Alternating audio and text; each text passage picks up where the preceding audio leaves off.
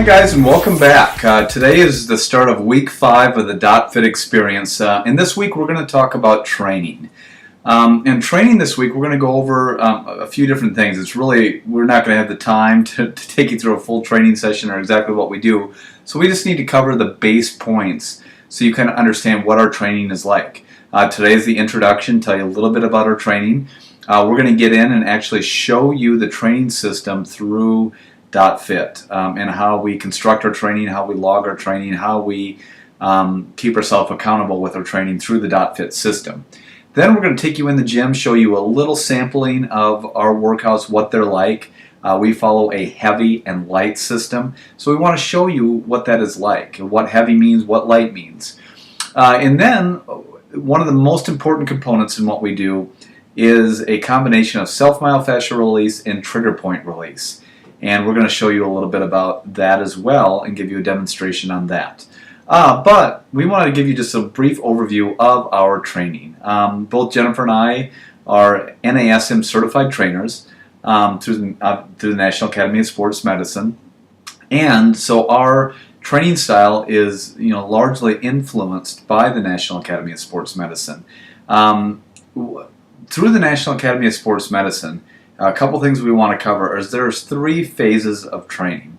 There's stability, strength, and power training.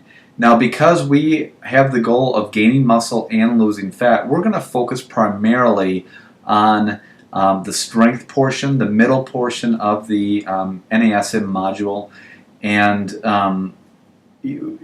with that, we're actually right in the middle phase, which is hypertrophy training. That is basically trying to increase skeletal muscle, and fits perfectly. It's what most people do, and it fits perfectly into the gain muscle, lose fat.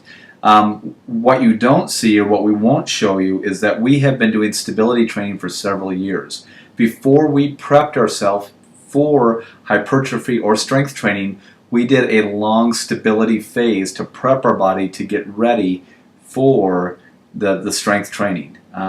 And that was a combination of improving muscular imbalances. It also was to improve stabilization, balance, our core stabilization muscles, which is different than core movement muscles, and that came first. Power training a lot, can be used for a lot of people interested in power-oriented type of training, or for athletes. But because we are gaining muscle, losing fat, and probably going to get into physique competition, we're going to stick mainly in the strength portion. And within the workout, there's several components that we do focus on. There is a warm-up and flexibility. We're going to spend an entire presentation showing you what we do for our warm-up and flexibility. There is balance and core. Balance and core, what we are doing, because we're developing strength, we're doing core strengthening. So we're doing actual movement of our trunk, flexion and extension, and that's actually, working the external abdominal muscles. When we're doing a lot of the stability-oriented core training, that is working more the internal core stabilizing muscles that sit beneath the core movement muscles. That is done in stabilization-oriented training. The balance training, we're not doing a lot of that right now because we're purely gaining muscle, losing fat in strength training. So a majority of the balance training is done in the stabilization training, but it certainly can be done in strength. In fact, there's a strength portion of the NASM module that is a combination of strength and stability, which focuses a ton of balance. Other portions of the NASM model that we do but we don't do during the strength portion is reactive training and speed, agility, and quickness.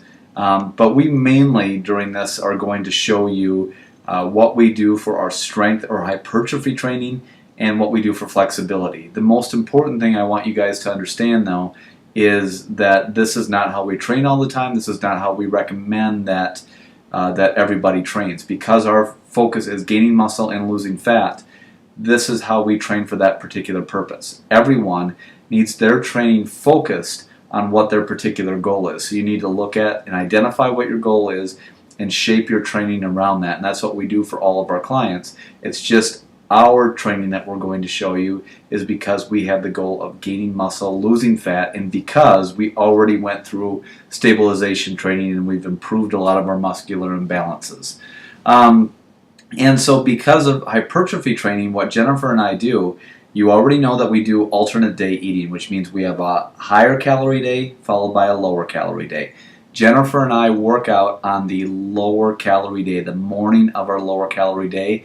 And essentially what we do, the higher calorie day, we eat plenty of carbs, proteins, get our calorie levels up, and then our last meal of the day is a high carb meal. In fact, I eat about 1,000, 1,200 calories of high carbs. I get all of those carbohydrates replenished, my glycogen stores rebuilt up in my system. The next morning I turn around, have a workout, I feel great, I have plenty of energy and plenty of carbs to pull it from, I train hard, and this is what Jennifer does as well. We pull that from that reserve. And then we spend the rest of the day, basically in lower calories. We also take, dotFIT wise, we take pre-workout NO7 Rage, Amino Boost XXL, and Muscle Defender, which is L-glutamine. And then we take Amino Boost and glutamine post-training. And we also take creatine, which is creatine XXL, which is a combination of creatine, glutamine, and beta-alanine pre and post-training.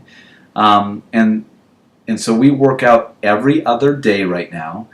And what we do is we follow a 4-day split. So day one is we train everything once every 4 days, but it's a little bit different. Day one is heavy legs and light back and biceps. And then day two, we take an off day. Also on day one, we also do abs.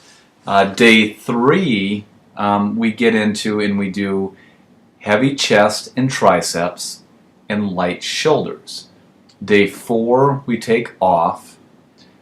And also on day three, we do abs. Day five, we go back to what we did on day one, and we do legs again, but we do legs light, and we do back and biceps heavy with abdominals. Take day 6 off, and day 7 we come back. We once again do chest, shoulders, and triceps, but we do chest and triceps light and do shoulders heavy, and take day 8 off and repeat the cycle. So essentially we're training every 4